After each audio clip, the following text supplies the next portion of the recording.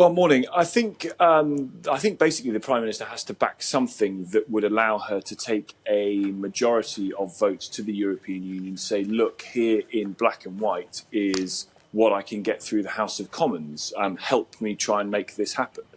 I agree that the EU have now been rounded to the position that nothing is going to change when it comes to the backstop and the withdrawal agreement and reopening it. But someone's going to have to budge here. And if the Brady Amendment can be selected by the Speaker, which will happen a bit later today, it can be backed by a majority of MPs, which still looks vanishingly unlikely, then at least it gives Theresa May a bit of a strengthened hand to say to the EU, I can get this through Parliament, now let's try and work on something that can make that happen. And whilst you're right in that Sabine Wayland and Simon Coveney and pretty much everybody else has been saying for a couple of days now that there's no way that the withdrawal agreement can be reopened, cracks have been appearing in the EU's position across the 27 for the last week or so, which might give some hope that something can be done in order to persuade MPs here that the backstop can be changed. Otherwise, we're heading to no deal. And what about Theresa May's leadership in general, Tom? Where do you think that that's headed to?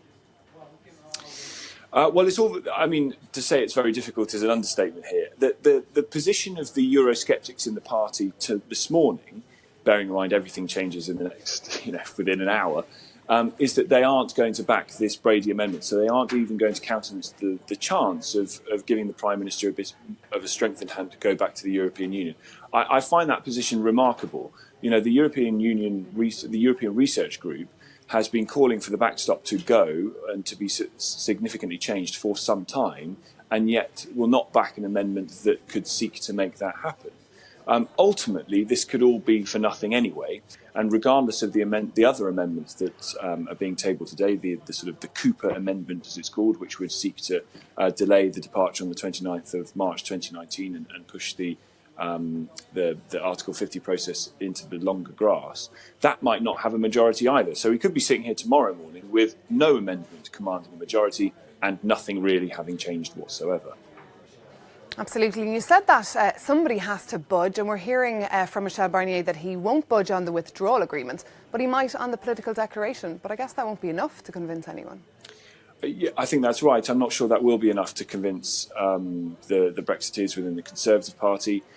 My worry is that if there are only two routes to getting a deal through Parliament, one being tearing up the backstop, which, as you say, looks very unlikely, and you will speak to European sources more than I do, but you're right, the consistent message is that's not going to happen, then the other route is to get a customs union, because that's what Labour MPs would support.